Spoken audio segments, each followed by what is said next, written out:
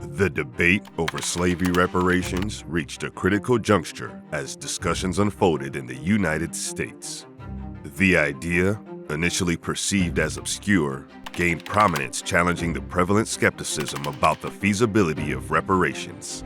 Amidst various financial allocations, including those for wars and peace, the urgent moral duty to address slavery reparations became undeniable on the national stage.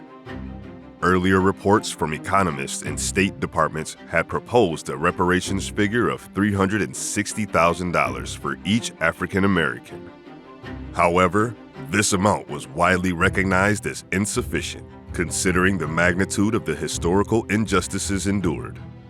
The United States, aiming to address the long-standing duty of reparations, sought to discharge this obligation with a relatively nominal sum.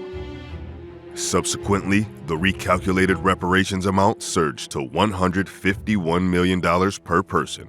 While this figure was deemed satisfactory by many, a fundamental question lingered. Who would bear the financial burden of these reparations, especially given the astronomical total amount reaching trillions? The Black History Archives spotlighted the challenges faced by descendants of former slaves seeking reparations. Objections surfaced, contending that those who did not directly experience slavery should not be eligible for compensation. This line of argument prompted a critical reflection on the inheritance of wealth and land from white supremacist ancestors.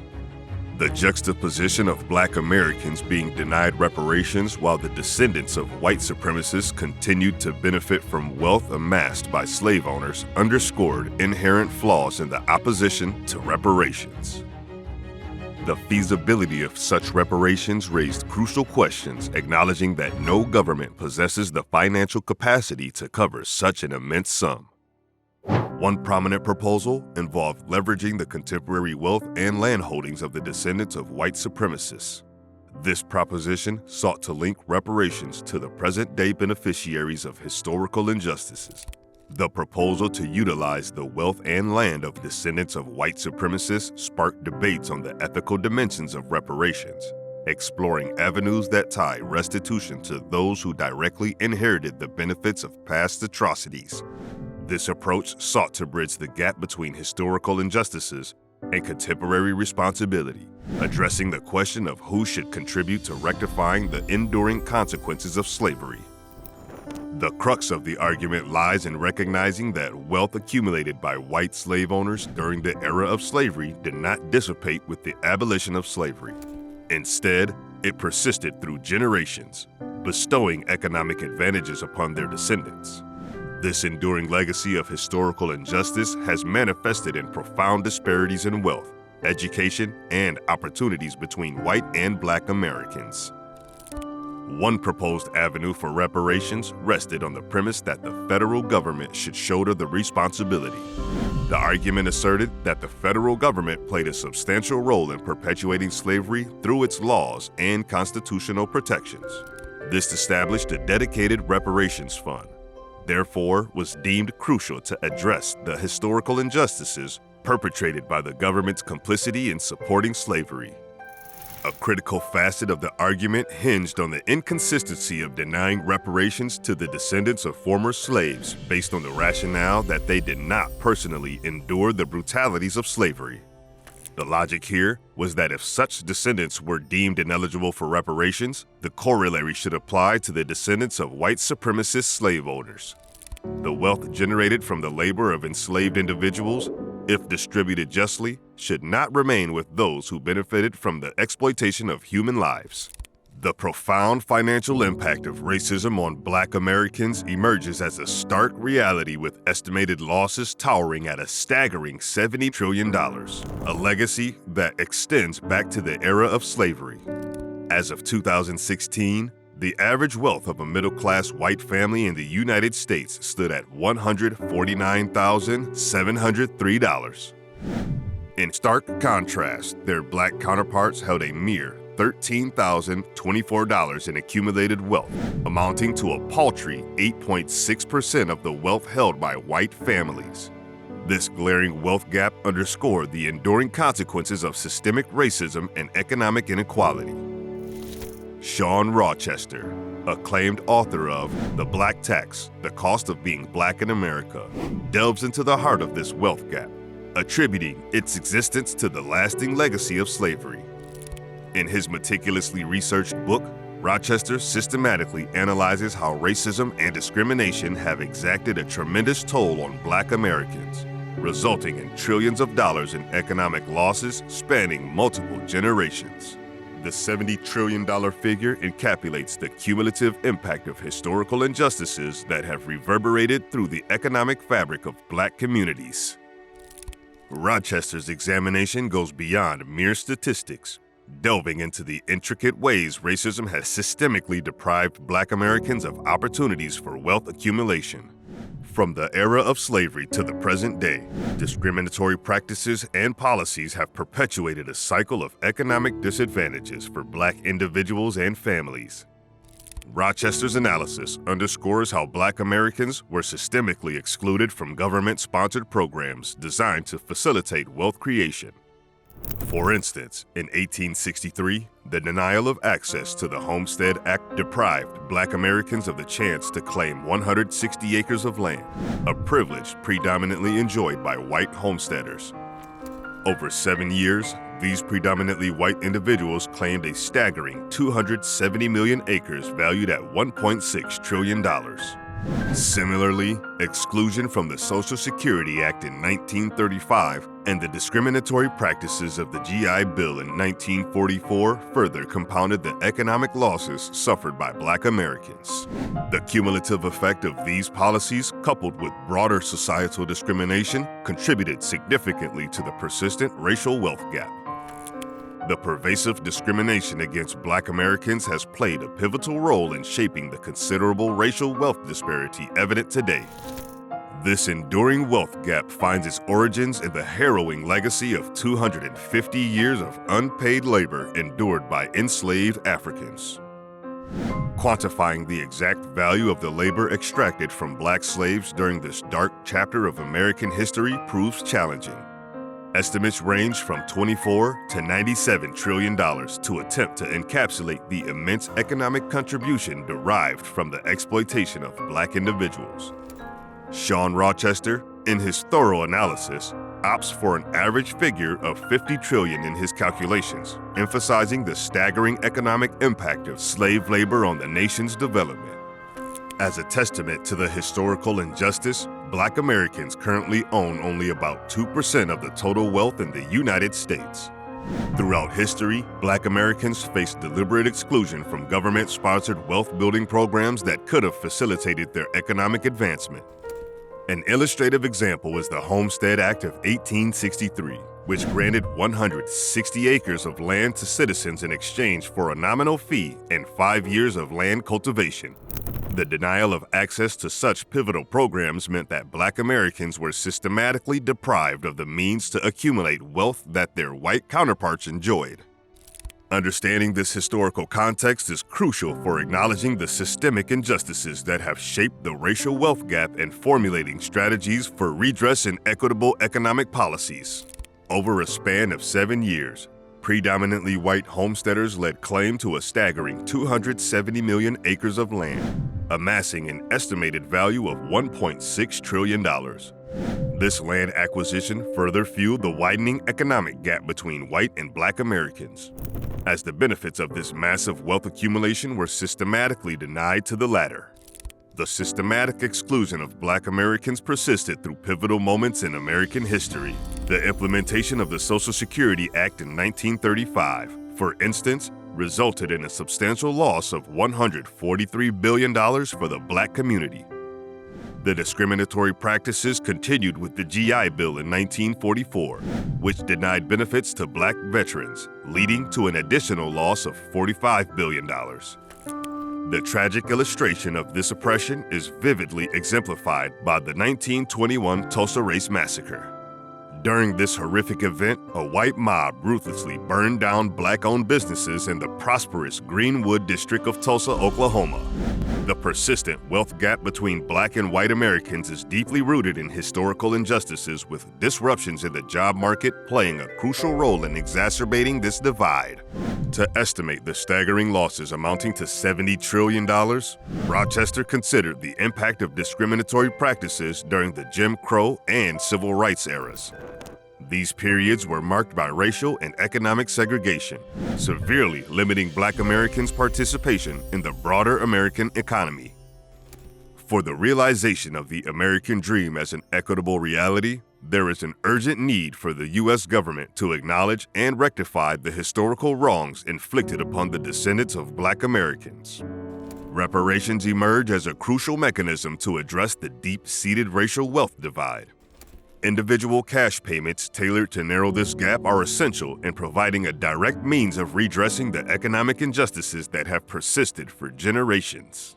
In addition to cash reparations, initiatives aimed at wealth building are imperative components of a comprehensive reparations strategy. These initiatives should address disparities in education, housing, and business ownership, creating pathways for Black Americans to accumulate wealth and achieve economic prosperity. By dismantling systemic barriers and fostering opportunities for economic advancement, reparations can serve as a catalyst for genuine and lasting change. In 1860, the estimated value of enslaved Black Americans' labors stood at an astounding $3 billion, surpassing the combined investments in factories and railroads during that era. The economic engine of slavery was further underscored by the fact that the cotton produced by enslaved individuals in 1861 alone held a valuation of $250 million. This considerable wealth, primarily generated through the brutal exploitation of enslaved labor, not only enriched white slave owners, but also played a pivotal role in propelling the entire nation's economy.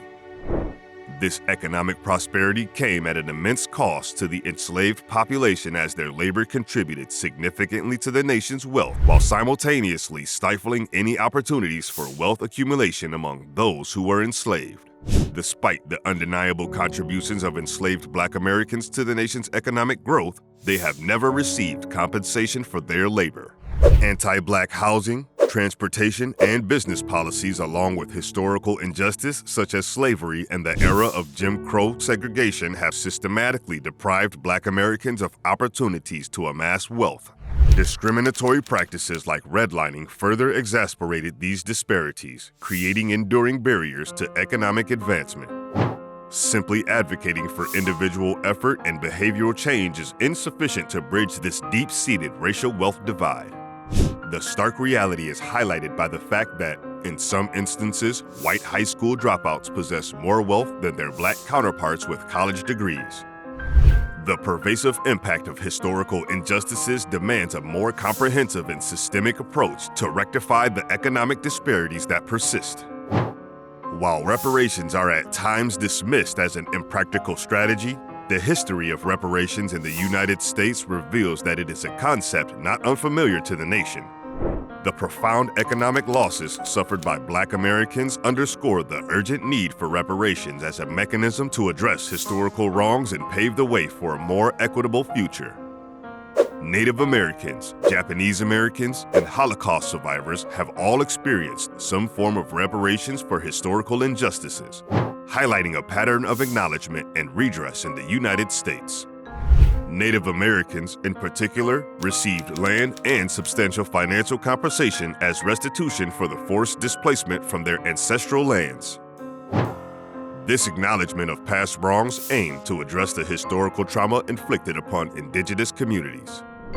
Similarly, Japanese Americans who endured internment during World War II were granted $1.5 billion in reparations. Holocaust survivors also received reparations, with the U.S. government playing a role in ensuring financial compensation and support. Investments over time through the Marshall Plan and West Germany agreeing to pay substantial reparations in 1952 demonstrated a commitment to addressing the immense suffering caused by the Holocaust. However, in stark contrast, Black Americans who faced state-sanctioned racial discrimination are the only group that has not received reparations. This omission is particularly glaring considering the historical role of slavery in facilitating the accumulation of immense wealth for some white families.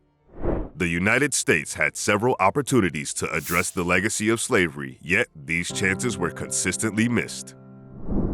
One notable example was the proposal of the 40 acres and a mule policy immediately after the Civil War. Union leaders, including General William Sherman, advocated for granting each black family 40 acres of land as a means of restitution. However, this policy was subsequently revoked, and the opportunity to provide a tangible form of reparations to the descendants of enslaved Black Americans was lost. General Sherman's issuance of Field Order 15 marked a pivotal moment after the Civil War, designating 400,000 acres of confiscated Confederate land to be allocated to Black families. This initiative aimed to provide a restorative measure by granting land to those who had endured the atrocities of slavery. Some Black families even received mules to assist in working the land, hence the phrase 40 acres and a mule. The promise of Field Order 15 was short-lived after President Abraham Lincoln's assassination, and President Andrew Johnson rescinded Field Order 15, returning the confiscated lands to their former slave-owning owners. Instead of fostering economic independence for Black Americans, the federal government effectively empowered former slave owners. This decision had severe consequences as it perpetuated a cycle of economic dependence with many Black Americans facing limited employment options. The sharecropping system, in which Black individuals worked the land in exchange for a share of the crops, became a means of economic exploitation, reminiscent of the conditions during slavery. Former slave owners, now landowners, benefited from the labor of those they had once enslaved, exacerbating the historical injustices faced by Black Americans. Moving forward to the 1930s, the New Deal implemented by President Franklin Roosevelt in response to the Great Depression aimed to address the economic challenges of the time, despite its comprehensive scope estimated to cost about $50 billion at the time, equivalent to roughly $50 trillion today. Two key elements of the New Deal, namely the GI Bill and Social Security, fell short in addressing racial injustices adequately. Black veterans of World War II, despite their service, were unable to fully access post-war benefits comparable to their white counterparts. Local implementations of the GI Bill, hindered by racial housing covenants and redlining, perpetuated systemic discrimination. This further widened the racial wealth gap, as Black Americans were systematically denied the opportunities for economic advancement provided to their white counterparts. The implementation of Social Security during the Great Depression, while a landmark in social welfare, unfortunately perpetuated racial inequities by excluding two professions that could have significantly contributed to improving equity in America: domestic and foreign workers. This exclusion had profound implications, disproportionately affecting Black workers, with approximately 60% nationwide and 75% in southern states engaged in these occupations. The decision to omit these professions from Social Security coverage was a deliberate choice that came at the expense of Black veterans and workers. This exclusionary policy reflected the prevailing racial biases of the time and further marginalized a significant segment of the Black population, hindering their economic progress and perpetuating systemic inequalities. While reparations have been acknowledged and granted to various marginalized groups, the federal government has consistently evaded providing similar redress for Black Americans. Despite being committed to principles such as life, liberty, and the pursuit of happiness, the United States has not taken decisive steps to address the historical injustices that have led to the glaring racial wealth gap. Historically, the argument against reparations often cited the impracticality of amassing such a large amount. However, with the feasible option now available, the primary impediment appears to be ill intentions. The central idea proposed involves extracting funds from those who hold wealth and land inherited from former slave owners. Today, with advanced tools and methodologies, tracing the descendants of former slave owners and their inherited wealth is more achievable than ever. The suggested approach includes imposing taxes on those identified as beneficiaries of inherited wealth from former slave owners. This contribution would then be directed to a reparations fund, making the prospect of reparations not only practical but also feasible. Despite the viability of such a plan, it has not received the attention it deserves, raising concerns about the priorities and values of the nation. Notably, the lack of widespread support for reparations among white Americans is a cause for concern. reflecting deeper issues of racial bias and reluctance to address historical wrongs. The resistance to relinquishing wealth and land inherited from former slave owners exposes a moral litmus test, revealing a society that benefited from exploitation but is unwilling to contribute to reparative measures. This sentiment prompts serious questions about the future of Black Americans in a country where they are not universally recognized as equal citizens. The need for reparations goes beyond financial compensation, as it is a crucial step toward acknowledging historical injustices and fostering a more equitable and inclusive society. In May 2023, Representative Cori Bush introduced the Reparations Now bill, marking another endeavor by Democratic representatives to address historical injustices faced by Black Americans. The bill proposed a substantial $14 trillion in restitution, aiming to rectify the damages inflicted during slavery and the Jim Crow era. This legislative effort represents a continuation of previous attempts to provide compensation for the enduring impact of systemic racism over generations. A survey conducted by Reuters shed light on the political landscape surrounding reparations, indicating that approximately 58% of Democrats expressed support for reparations, while only 18% of Republicans shared this viewpoint. Furthermore, the survey revealed a significant divide among racial lines, with 74% of Black Americans favoring reparations compared to 26% of white Americans. In California, a dedicated task force focused on studying and developing reparation proposals for African Americans presented its final report to the state legislature. The comprehensive report meticulously examined the lasting impact of slavery on African Americans and the ongoing harm permeating American society as a consequence. The report put forth a detailed reparations plan comprising over 115 recommendations to address the enduring injustices faced by the affected communities. While the report advocated for monetary compensation, it refrained from specifying a particular sum, leaving the determination of amounts at the discretion of lawmakers. The pivotal question arises: will slavery reparations be paid, or does it remain an obscure idea? The prospect of the U.S. government officially announcing slavery reparations prompts contemplation.